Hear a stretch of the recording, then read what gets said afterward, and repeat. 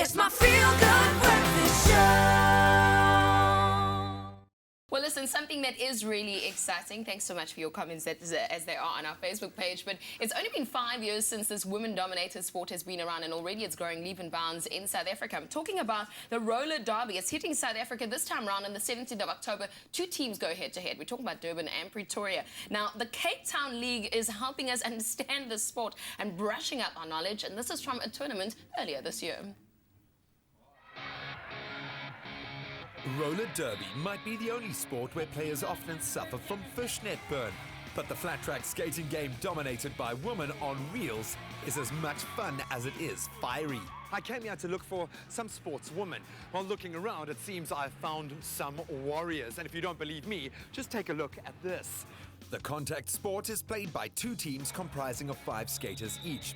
The game is divided into 4 15-minute-long quarters. Each quarter is made up of 60-second-long matches or jams. This is basically an oval track. You start at a starting point. You have 4 skaters on each side, 1 jammer from each team as well. The jammers are indicated with the star on their helmet. So the jammers, their objective is to break through the pack, come back a second time around on the oval track, and every opposing player they pass, they score a point for their team. So now the blocker's objective is to prevent the opposing jammer from scoring and to assist your jammer, obviously.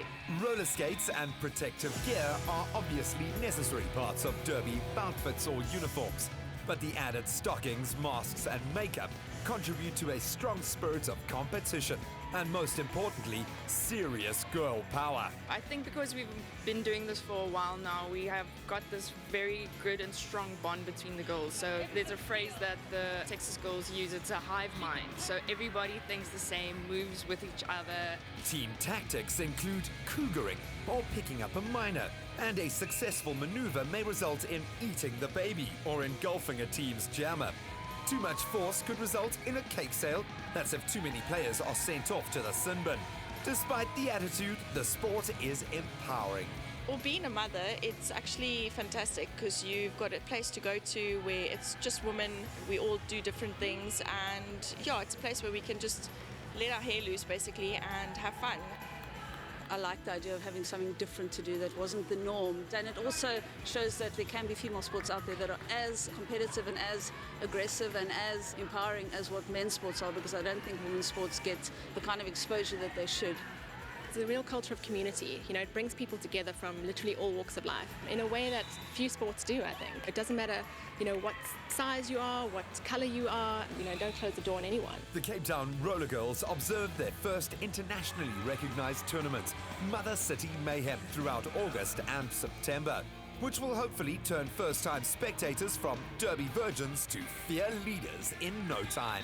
It lights this fire in you and you just fall in love with it. The sport, the adrenaline rush you get in it. It's a sense of pride that you also get within yourself to be a part of such a group of women that are just all so amazing. While there are also men's leagues worldwide, the punk-inspired sport is dominated by women empowerment. And I chose to remain an ever-supportive bleacher creature. I don't think I've got the dexterity to take to the track myself, but as a spectator, I am a convert. It has it all. It's got the speed, the intensity, the complexity, and of course, the big hits. And what I'm loving the most is, ladies, when it comes to roller derby, anyone and everyone is welcome. The big question is not if, but rather when are you going to be brave enough? Come on, girls!